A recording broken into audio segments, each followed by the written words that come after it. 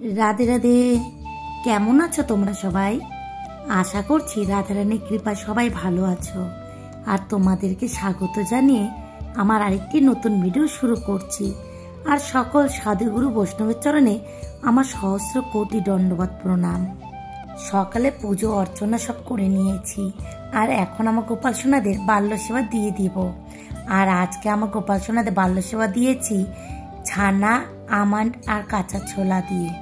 আমি বেশিরভাগ দিন আমার গোপাল সোনাদের সকালে বাল্য সেবা দিই ছানা, আমন্ড আর কাঁচা ছোলা দিয়েই। আর দেখো, সকালে পুজো অর্চনা করে নিয়ে আমার ঠাকুরের কাপড় চোপড়গুলো যে কাঁচা হয়েছিল সেগুলো আজ গুছিয়ে নিচ্ছি। কিছু কাপড় চোপড় তো কাঁচা তোমাদের সাথে শেয়ার করেছিলাম, আরও কিছু কাপড় চোপড় আমি আরেকদিন কেচে দিয়েছিলাম আমার গোপাল সোনাদের, রাধা দামোদরের সকলেরই।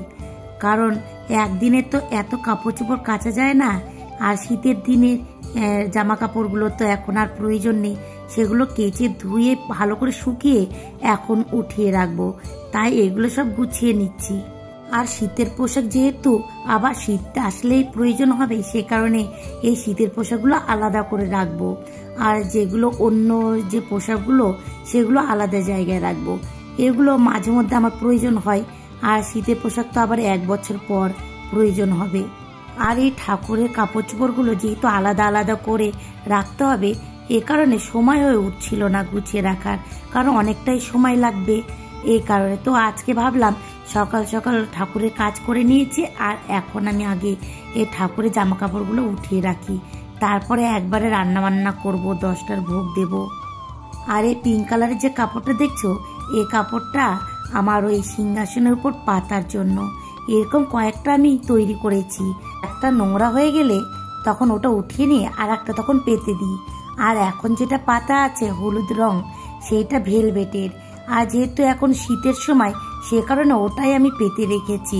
কারণ একে তো ভেলভেটের, আর তার মধ্যে একটু মোটা, আর ভেলভেটের জিনিস তো একটু মোটাই হয়, সেই কারণে। আর আমার গোপাল সোনাদের, আমার রাধা দামোদরদের যেন থাকতে কষ্ট না হয়, সে কারণে ওই হলুদ রঙের যে কাপড়টা, ওটা আমি বেশি দিন ধরে পেতে রেখেছিলাম। আর এখন শীত কমে গেছে, এখন আবার ওটা উঠিয়ে নিয়ে অন্য একটা পেতে দেব। আর দেখো, এই ব্যাগের মধ্যে আমি এই শীতের পোশাকগুলো রেখে সানসেটের উপরে এগুলো রাখবো। এই ব্যাগগুলোর মধ্যে এই কাপড় চোপড়গুলো রাখলে খুবই সুবিধা হয়। আর এই ব্যাগগুলো আমাকে কিনতে হয় না, আমাদের দোকানের। আর এই ব্যাগগুলো আমি অনেক কাউকে দিয়েছি। আর বৃন্দাবনে যাওয়ার সময় এই ব্যাগগুলো খুবই কাজে লাগে। আর অনেকে আমাকে বলেছে তারা তীর্থে যাওয়ার সময় এই ব্যাগগুলো নিয়ে যায়, তাদেরও খুবই সুবিধে হয়েছে। শুনে খুব ভালো লাগে।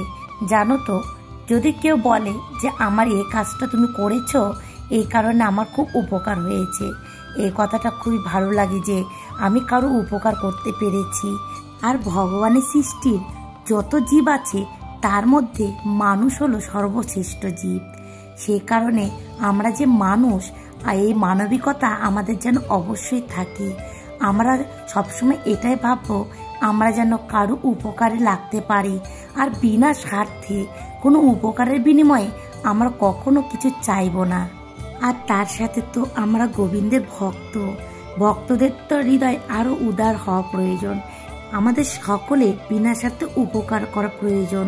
তাহলে দেখবে এই জগতে তুমি যদি কারো উপকার করো বিনা স্বার্থে, কোনো চাওয়া পাওয়া ছাড়া, তাহলে দেখবে তুমি কিছু না চাইলেও গোবিন্দ তোমাকে কিছু না কিছু দেবেই। আমরা না চাইলেও আমাদেরকে গোবিন্দ দেবেই। কারণ এই জগতে যে যেমন কর্ম করবে সে তেমনই ফল লাভ করবে। আমি যদি কোনো খারাপ কর্ম করি তাহলে আমার খারাপ আমি ফল পাবো, আর যদি কোনো ভালো কর্ম করি তাহলে আমি ভালো ফল পাবো। কিন্তু আমাদের সকলেরই সৎকর্মই করা প্রয়োজন, এবং বিনা স্বার্থে, বিনা চাওয়া পাওয়াতে, কোনো ফলের আশা না করে। আর আমরা যখন এইভাবে যে কোনো কর্ম করব, সেটাও এক ধরনের ভজন। আর গোবিন্দ তাতে খুবই খুশি হন এবং খুবই আনন্দ পান। কারণ এমন মনের মানুষই তো গোবিন্দ কাছে প্রিয়। আর গোবিন্দকে ভালোবাসতে হলে অবশ্যই মানুষের প্রথমে মানবিকতা, মানসিকতা পরিবর্তন করতে হবে। আর যা যা আমার গোবিন্দ ভালোবাসে এবং আনন্দ পায়, তাই আমাদেরকে করতে হবে, তাহলে আমরা গোবিন্দের কৃপা লাভ করতে পারবো। আর আমি মনে করি এক ভক্তের জীবনে একটাই চাওয়া পাওয়া, গোবিন্দকে খুশি করা, গোবিন্দের সেবা করা, গোবিন্দকে আনন্দ দেওয়া। আর গোবিন্দের কাছে শুধু একটাই চাইতে হবে, প্রভু তুমি আমায় কৃপা করো, আমার একটু জন্য প্রেম ভক্তি হয়, আর সেই প্রেম ভক্তি সহকারে তোমার জন্য সেবা করতে পারি আমি। আর দেখো আমার ঠাকুরের জামা কাপড়গুলো গুছিয়ে তুলে রেখেছি, আর তারপরে 10টার ভোগটাও দিয়ে দিয়েছি। আর এখন আমি দুপুরে রান্নাটা বসিয়ে দিয়েছি। আর আজকে 10টা ভোগে আমি রুটি আর বেগুন ভাজা করেছিলাম। আর এখন দুপুরে রান্নাটা বসিয়ে দিয়েছি।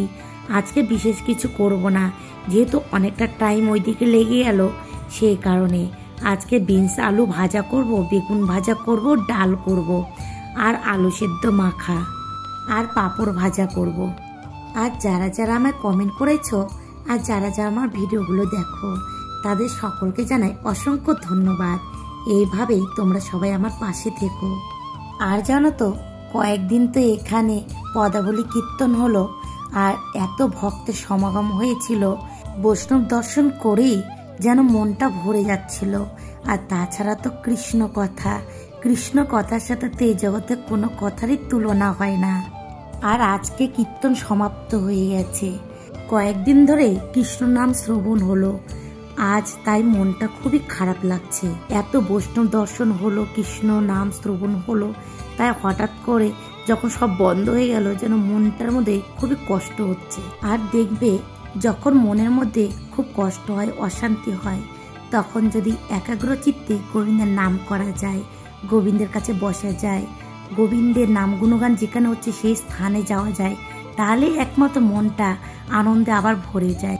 আর এখন দেখো আলু আর বিনস ভাজা করা হয়ে গেছে, আর এখন আমি এই পাঁপড়টা ভেজে নিচ্ছি। আর একদিকে তো প্রেসার কুকারে আমি ডাল বসিয়ে দিয়েছি, আজকে অরলের ডাল রান্না করছি। আর অরলের ডাল কিন্তু খুবই উপকারী এক ডাল, আমাদের সকলেরই সপ্তাহে একদিন করে হলেও অরলের ডাল গোবিন্দকে ভোগ লাগিয়ে প্রসাদ পাওয়া প্রয়োজন।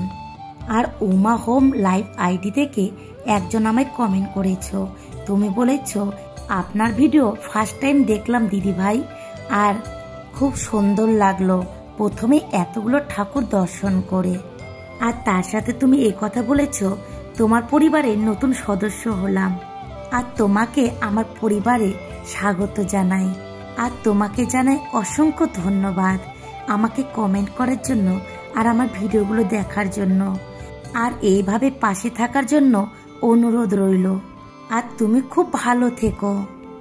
আর শম্পা দিদি ভাই, তুমি এক ভিডিওতে আমাকে বলেছিলে যে পুনেতে নাকি অনেকটা গরম পড়েছে, আর আমাদের এখানে এখনো অতটা গরম পড়েনি, এখনো সকালে আর সন্ধ্যায় বেশ ঠান্ডা আছে। আর দিদি ভাই তোমরা সবাই কেমন আছো অবশ্যই আমাকে জানিও, আর বিশেষ করে দাদা ভাই কেমন আছে তা অবশ্যই জানিও। আর তোমাকে আমি নিজের দিদির মতন ভালোবেসেছি, সেই কারণেই ওই কথাটা বলেছি যে দাদা ভাইয়ের জন্য আমি গিরিরাজকে দুধ অর্পণ করব। দিদি ভাই তুমি ভালো থেকো, আর এভাবে এই বোনের পাশে থেকো। এখন দেখো আমার রান্না প্রায় শেষ, আর এখন আমি ভোগ লাগিয়ে দিয়েছি, তোমরা সকলে ভোগ দর্শন করো। আর আমার এই ভিডিওগুলো যদি তোমাদের একটু ভালো লেগে থাকে, তাহলে অবশ্যই একটা লাইক, একটা কমেন্ট করে দিও। আর যারা আমার নতুন বন্ধু, তারা একটা সাবস্ক্রাইব করে দিও। আজকে ভিডিওটি আমি এখানে শেষ করছি, দেখা হবে পরে কোনো ভিডিওর সাথে। তোমরা সবাই ভালো থেকো, আর এইভাবে আমার পাশে থেকো। রাধে রাধে।